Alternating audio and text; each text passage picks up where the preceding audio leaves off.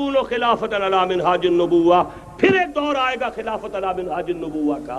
یہ محمد الرسول اللہ کی نوید ہے، وہو الصادق المصدوق، وہ سچے ہیں، ان کی صداقت پر خود اللہ گواہ ہے، لہذا وہ دور آ کر رہے گا، اس میں کسی بھی بندے مومن کے لیے کسی شک و شبے کی کوئی گنجائش نہیں۔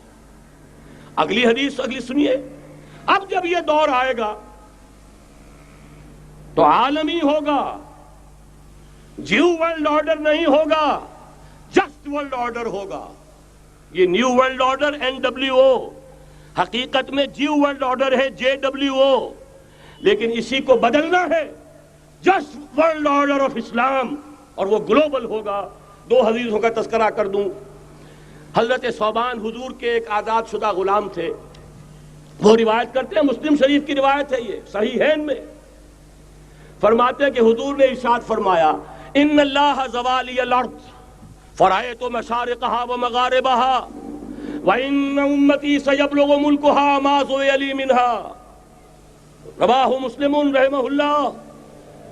حضور فرماتے ہیں اللہ تعالیٰ نے میرے لیے پوری زمین کو لپیٹ دیا، یہاں تک کہ میں نے اس کے سارے مشرق دیکھ لیے، سارے مغرب دیکھ لیے، اور سن لو مجھ سے، ٹیک اٹ فرام می، میری امت کی حکومت ان تمام علاقوں پر قائم ہو کر رہے گی جو مجھے زمین کو لپیٹ کر اور سکیڑ کر دکھا دیے گئے۔ گلوبل ہوگی کہ نہیں؟ دوسری حدیث سنیے، یہ پھر مسند احمد ابن حنبل کی ہے۔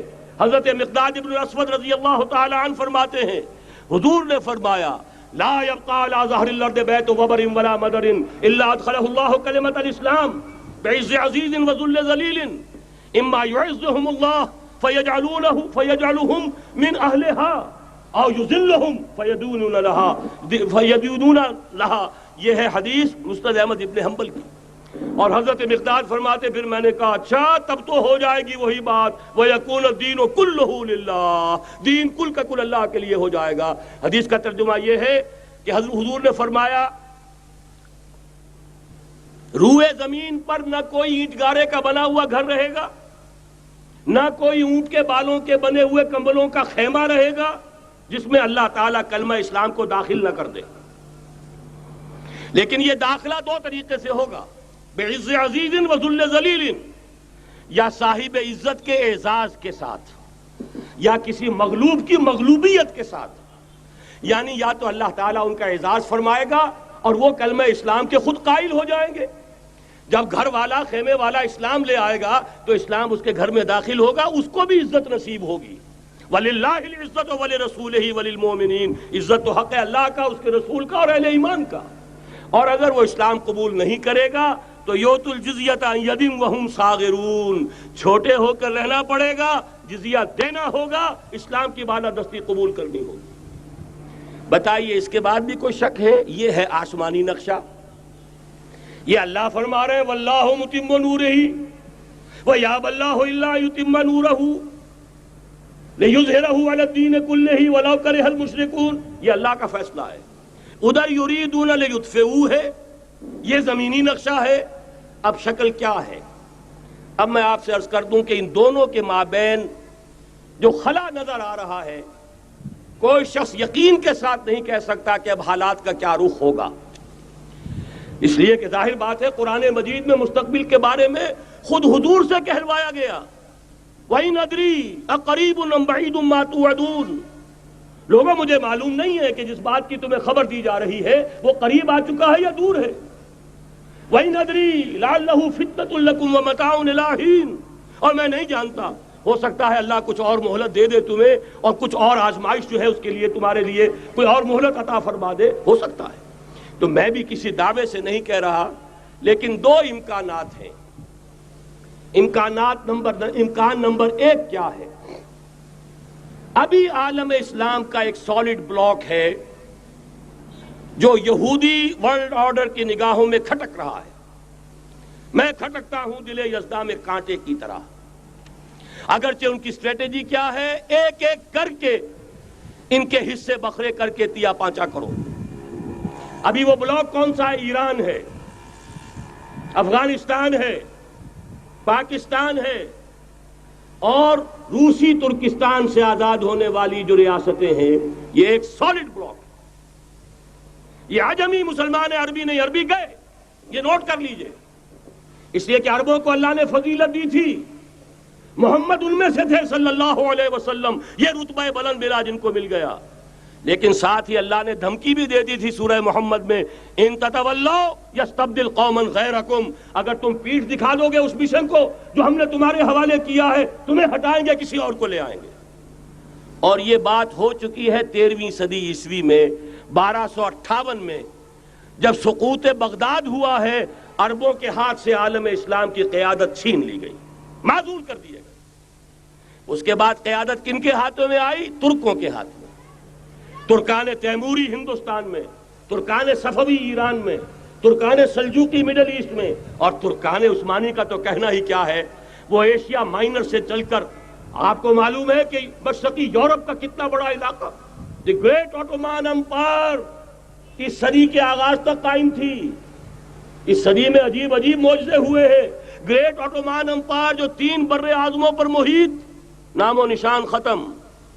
The great U S S R, نام و نشان ختم۔ اب تو روس صاحب ایک ملک کی حیثیت سے رہ گئے۔ یہ اس صدی میں دو اور وقت نہیں ہے میں اور آپ کو کیا بتاؤں، اس صدی میں تو بڑے بڑے عجیب عجوبے ہوئے ہیں، بڑی بڑی 2 عظیم جنگیں ہو چکی ہیں، تیسری جو ہے سر پر کھڑی ہے، دور نہیں ہے، جس کو حدیث میں کہا گیا ہے الملحمۃ العظمی، تاریخ انسانی کی عظیم ترین جنگ، اور وہی صلیبی جنگ جس کا آغاز بوسنیا سے ہو چکا ہے۔ بہرحال اس وقت جو میں کہہ رہا تھا، ورنہ میرے پاس تو یعنی یہ کہ درد دل کہنے کے لیے وقت نہیں ہے، مجھے اپنی بات کو محدود کرنا پڑ رہا ہے، لیکن میں اب آ رہا ہوں اصل موضوع کی طرف، کہ ایک امکان تو یہ ہے کہ اس بلاک میں اسلام کا احیاء ہو، اور اس کے لیے کچھ نویدیں بھی موجود ہیں احادیث نبویہ میں۔ وہ تو آپ نے سنا ہوگا اقبال کا شعر، میرے عرب کو آئی ٹھنڈی ہوا جہاں سے، میرا وطن وہی ہے، میرا وطن وہی ہے۔ حدیث میں آتا ہے یخرج ناس من المشرق یؤتون للمہدی، یعنی سلطان ہی، مشرق سے فوجیں نکلیں گی کہ جو کہ مہدی کی حکومت قائم کریں گی۔ یہ مہدی اہل تشیع کے مہدی اور ہیں، ہمارے مہدی اور ہیں۔ اہل تشیع کے عقیدے کے مطابق ان کے بعد میں امام جو روپوش ہو گئے تھے وہ امام مہدی ہے، وہ ظاہر ہو جائیں گے، ابھی امام غائب ہیں، پھر وہ ظاہر ہو جائیں گے۔ ہمارے نزدیک یہ مہدی پیدا ہوں گے یا ہو چکے ہوں، اور یہ ہوں گے حضرت فاطمہ کی نسل ہی سے رضی اللہ تعالی عنہا، لیکن عالم عرب کے اندر پھر ایک طاقت بن کر ابھریں گے، باطل کی قوتوں کے خلاف جہاد کریں گے، لیکن ان کو مدد آئے گی 2 طرف سے، ایک زمینی مدد آئے گی مشرق سے، ایک آسمانی مدد آئے گی، عیسیٰ ابن مریم کا نزول، حضرت مسیح علیہ السلام جو زندہ آسمان پر اٹھائے گئے تھے نازل ہوں گے، اور در حقیقت ان 2 مددوں کے نتیجے میں پھر یہود کا قلع قمع ہوگا، اور یہی گریٹر اسرائیل ان کا گریٹر گریو یارڈ بن کر رہے گا، عظیم تر قبرستان بن کر رہے گا۔ اس کی بڑی واضح حدیثیں موجود ہیں، اس کی بڑی تفصیلی خبریں موجود ہیں، یہ احادیث کی کتب کے اندر، بدقسمتی سے ہماری اس کی طرف توجہ نہیں۔ ایک تو یہ ہو سکتا ہے، اسی طریقے سے ایک اور حدیث ہے، یخرج من خراسان رایات و سود، اور یہ مسلم شریف کی روایت ہے، نوٹ کیجئے گا، نہیں ترمذی شریف کی روایت ہے، یخرج من خراسان رایات و سود لا یردها شیء حتی تنصب بإیلیا، اور خراسان حضور کے زمانے میں آج کے افغانستان کا نام تھا۔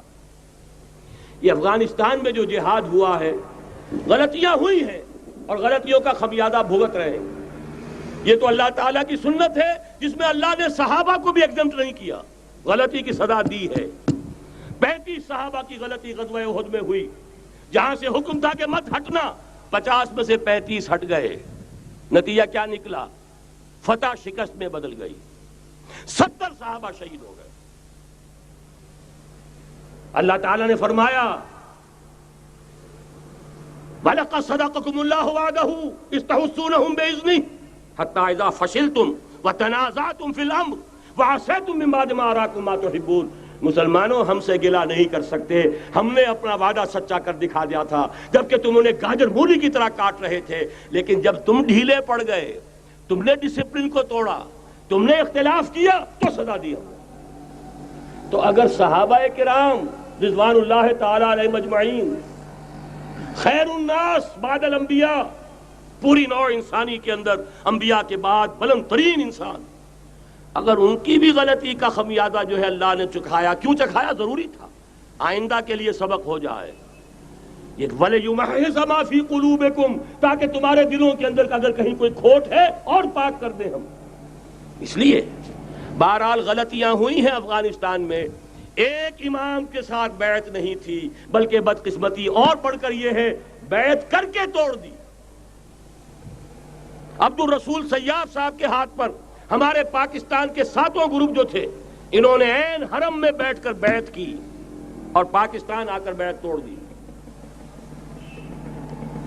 سزا اس کی مل رہی ہے، آپس کی خانہ جنگی یوں ہی نہیں ہو رہی، کوئی سبب ہے، لہذا یہ سزا تو ملے گی، لیکن جتنا خون یہاں پر خلوص کے ساتھ دیا گیا ہے اس کی مقدار بھی کم نہیں ہے، یہاں سے خیر برآمد ہوگا۔ اور دوسری بات اپنے بارے میں نوٹ کر لیجئے، یہ پاکستان، بچا کھچا Pakistan, what remains of Pakistan, یہ اصل میں ہے کیا؟ مولانا بہت خوبصورت انداز میں فرما رہے تھے، یہ 313 نہیں تھے، اسلام تھا۔ اسی طرح نوٹ کیجئے، پاکستان نہیں ہے، 4 صدیوں کی تجدیدی مساعی کا حاصل ہے۔ آپ نے کبھی نوٹ کیا ختم نبوت کے بعد اب سب سے اونچا منصب کس کا ہے؟ مجددین۔ سنن ابی داؤد کی روایت، ان اللہ یبعث فی ہذہ الامہ علی راس کل 100 عام من یجدد لہا دینہا۔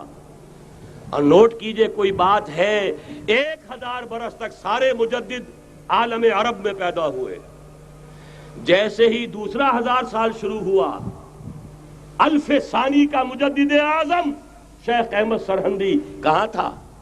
صنم خانہ ہند میں حاضر ہوا۔ میں شیخ مجدد کی لحد پر، وہ خاک کے ہے زیر فلک مطلع انوار، گردن نہ جھکی جس کی جہانگیر کے آگے، جس کے نفس گرم سے ہے گرمی اعراض وہ۔ پھر 12ویں صدی کا مجدد اعظم امام الہند شاہ ولی اللہ دہلوی، 13ویں صدی کا مجدد اعظم سید احمد بریلوی، اس کے خون کا امین اور اس کے ساتھ کے شہداء کے خون کا امین، ان کے جسموں کا امین آپ کا خطہ ہزارہ، آپ کا خطہ سوات، اس میں ان کی جانیں ہیں جو دی گئی ہیں۔ اور وہ نہایت میں آپ سے عرض کر دوں، دور صحابہ کے بعد اتنا خالص اسلامی جہاد پوری مسلمان تاریخ میں نہیں ملے گا جتنا وہ تحریک شہیدین کا تھا۔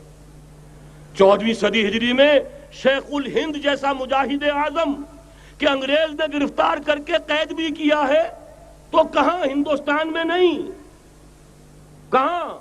جزیرہ سائرس، کیا نام تھا؟ مالٹا، جزیرہ مالٹا بحر روم میں۔ اقبال کے نفس سے ہے لالے کی آگ تیز، ایسے غزل سرا کو چمن سے نکال دو۔ کہیں ہندوستان کی کسی جیل میں ہوا تو شاید اس کے نفس کی گرمی ہی سے کوئی حرارت پیدا ہو جائے۔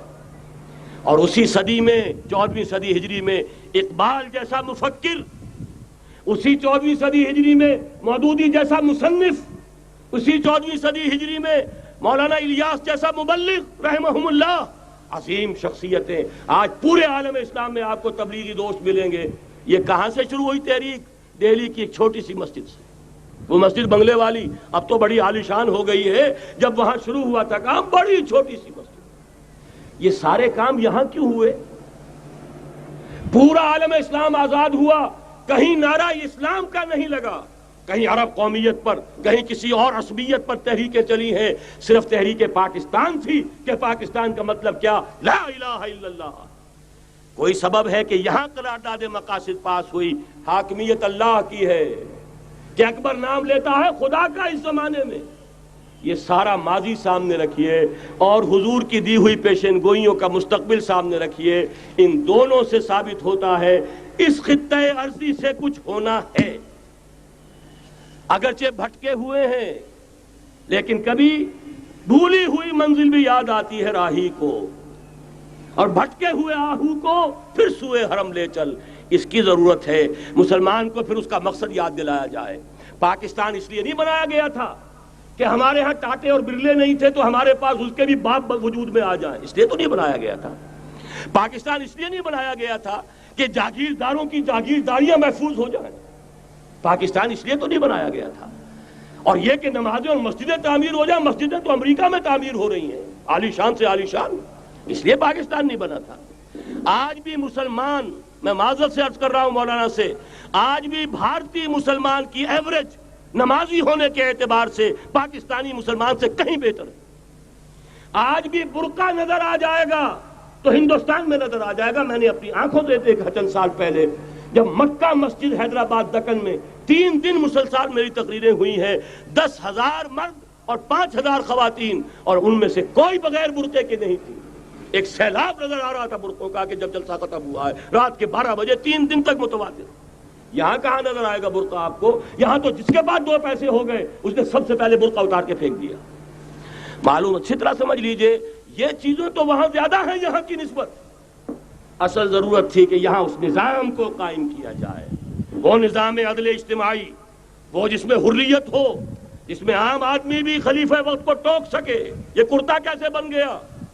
ایک خاتون بھی کھڑی ہو کر دامن پکڑ لے، عمر تمہیں کیا حق ہے کہ ہمارے مہر کے اوپر پابندی لگا رہے ہو، جبکہ اللہ نے نہیں لگائی۔ اللہ قرآن میں قنطارہ کا لفظ استعمال کر رہا ہے۔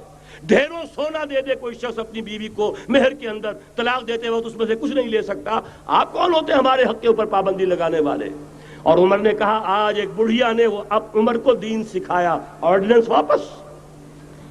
حضرت سعد ابن ابی وقاص رضی اللہ تعالی عنہ جو فاتح ایران تھے، وہ گورنر ایسے ہی نہیں بن گئے تھے ریوڑیاں بٹی ہو اور گورنری مل گئی ہو، وہ تو خود فاتح تھے ایران کے، اس لیے گورنر تھے۔ صرف ایک پرچہ پہنچا ہے بارگاہ خلافت میں، حضرت عمر فاروق کے پاس انفارمیشن آئی، سعد نے اپنے گھر کے باہر ڈیوڑی بنا لی ہے اور ایک دربان کھڑا کر دیا ہے، حضرت بلال کو بھیجا ہے رقعہ دے کر، اور یہ حکم تھا کہ بلال پہلے تو جاتے ہی ڈیوڑی میں آگ لگا دینا، پھر یہ رقعہ دینا میرا۔ اور رقعے میں لکھا ہوا تھا، اے سعد، لوگوں کو ان کی ماں نے آزاد جانا تھا، تم نے انہیں اپنا غلام کب سے بنا لیا ہے؟ یہ دربان کھڑے کر دیے اپنے آگے۔ وہ حریت، وہ مساوات کہ جا رہا ہو خلیفہ وقت اور چارج لینے جا رہا ہے بیت المقدس کا، کوئی ذاتی علاج کے لیے نہیں جا رہا، سیر و سیاحت کے لیے نہیں جا رہا، چارج لینے کے لیے بالکل سرکاری وزٹ ہے، آفیشل وزٹ ہے، اسٹیٹ وزٹ ہے۔ اور حال کیا ہے؟ 700 میل کا فاصلہ طے کرنا اور ایک اونٹنی، کوئی انٹوریج نہیں، کوئی خدم و حشم نہیں، کوئی جمبو جٹ بھرے ہوئے نہیں، کچھ نہیں، ایک اونٹنی، ایک خادم۔ اس ایک اونٹنی پر چونکہ راستے کا راشن بھی ہے لہذا 2 آدمی نہیں بیٹھ سکتے، ایک بیٹھ سکتا ہے۔ ایک منزل خلیفہ وقت بیٹھا ہوا ہے اوپر اور خادم نکیل پکڑ کر چل رہا ہے، اگلی منزل خادم اوپر بیٹھا ہے اور خلیفہ وقت عمر بن الخطاب رضی اللہ تعالی عنہ اور وہ آگے آگے نکیل پکڑ کر چل رہے ہیں۔ یہ نظام چاہیے آج نوع انسانی کو۔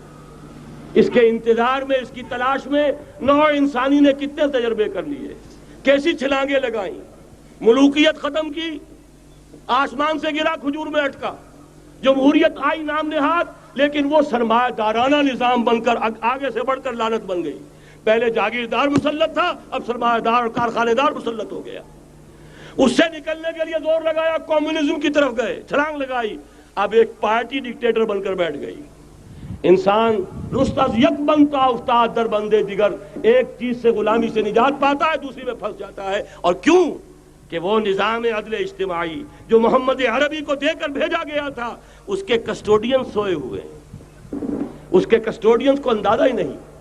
یہ نسخہ تو ہمارے پاس تھا، ہمیں عمل کرنا تھا اور دنیا کے سامنے پیش کرنا تھا۔ پاکستان بنایا اس لیے گیا تھا کہ ہم اس کا ایک نمونہ دنیا کے سامنے پیش کریں گے۔ قائد اعظم نے فرمایا تھا کہ ہم یہ چاہتے ہیں کہ پاکستان کی صورت میں عہد حاضر میں اسلام کے اصول حریت و اخوت و مساوات کا ایک نمونہ قائم کر کے دکھائیں۔ کہاں ہے وہ؟ بھٹک گئے، سو گئے۔ بہرحال اب بھی وقت ہے، جب تک سانس تب تک آس۔ میرے عزیز نے تو ڈرایا ہے اور صحیح ڈرایا ہے۔ اللہ تعالیٰ نے 25 برس انتظار کیا تھا، پہلے عذاب کا کوڑا پھر مارا ہماری پیٹھ پر۔ وَلَنُذِيقَنَّهُم مِّنَ الْعَذَابِ الْأَدْنَىٰ دُونَ الْعَذَابِ الْأَكْبَرِ، بڑے عذاب سے پہلے چھوٹا عذاب کا مزہ چکھائیں گے، لَعَلَّهُمْ يَرْجِعُونَ، شاید کہ لوٹ آئیں۔ وہ ہم سے 1000 میل کے فاصلے پر ہوا تھا، اگرچہ 93,000 ہمارا کڑیل جوان، جن میں غالباً 43,000 فوجی، اور یہ کہ تقریباً اتنی تعداد میں جو غیر فوجی تھے، وہ اس ہندو کے غلام بنے، قیدی بنے، جن پر 800 برس تک، کہیں 600 برس تک، کہیں 1000 برس تک حکومت کی تھی۔ اتنی بڑی شکست کا کلنک کا ٹیکہ ہماری پیٹھ پر پڑا۔ پہلے عذاب کا کوڑا آ گیا تھا، 25 برس ہو گئے تھے قمری حساب سے، نوٹ کر لیجئے، یہ نہ سمجھیے 24.25 برس ہوئے تھے، 24.25 برس قمری حساب سے 25 برس تھے۔ اور اب نوٹ کر لیجئے اگلے 25 برس کے پورے ہونے میں اگلے رمضان کی 27 تاریخ تک صرف مہلت ہے۔ نصف صدی پوری ہوا چاہتی ہے، کوئی عجب نہیں اس عذاب الادنیٰ سے بعد ہم جاگے نہیں، ہوش میں نہیں آئے، کوئی عجب نہیں کہ بڑے عذاب کا کوڑا ہماری پیٹھوں پر برس جائے۔ لیکن مجھے یہ یقین ہے، نوٹ کر لیجئے، اگر یہ دوسرا امکان ہو گیا، خدا نہ خواستہ اللہ کے عذاب کا کوڑا ہماری پیٹھ پر برسا، مجھے یقین ہے اللہ ہندوؤں کو مسلمان بننے کی توفیق دے گا، لیکن اسلام کا بول بالا اسی خطے سے ہوگا۔ تاریخ میں یہ ہو چکا ہے آیا فتنہ تاتار کے افسانے سے، پاسباں مل گئے کعبے کو صنم خانے سے۔ تاتاریوں کے ہاتھوں کروڑوں مسلمان قتل ہوئے، لیکن اسلام نے تاتاریوں کو فتح کر لیا، اور پھر اسلام کا مسلمانوں کا دوسرا دور عروج انہی تاتاریوں کی مختلف شاخوں کے تحت ہوا۔ وہ تاتاری ہی تو تھے، وہ سارے ہورس، ٹرکش ہورس، ترکان تیموری، ترکان صفوی، ترکان سلجوقی، ترکان عثمانی، وہی تو سٹاک تو وہی ہے آیا فتنہ تاتار کے افسانے سے، پاسباں مل گئے کعبے کو صنم خانے سے، اس لیے کہ حضور نے فرمایا مشرق سے ہوگا، جہاں سے فوجیں چلیں گی، تو کوئی عجب نہیں۔ بہرحال یہ 2 امکانات ہیں، لیکن اس کا فیصلہ تیرے ہاتھوں میں ہے، دل یا بدن، سیدھی بات۔ اگر تو اب بھی ہم ٹھیک ہو جائیں، جاگ جائیں، ہوش میں آ جائیں، قوم یونس کی طرح توبہ کر لیں، تو بغیر عذاب کے کوڑے کے رحمت خداوندی ہم پر سایہ کرے گی۔ اگر ہم نہ جاگے تو وہ عذاب کا کوڑا آئے گا۔ یہ نہیں میں کہہ سکتا ان ادری قریب بعید ما توعدون، یہ میں نہیں کہہ سکتا، یقین کے ساتھ جانتا ہوں کہ آئے گا، لیکن یہ کہ اس کے بعد بھی یہیں سے بول بالا ہوگا۔ اگر ہمارے ذریعے نہیں تو ان کے ذریعے سے جو ہمیں شکست دے کر پھر اسلام قبول کر لیں گے، لیکن کیوں نہ پہلے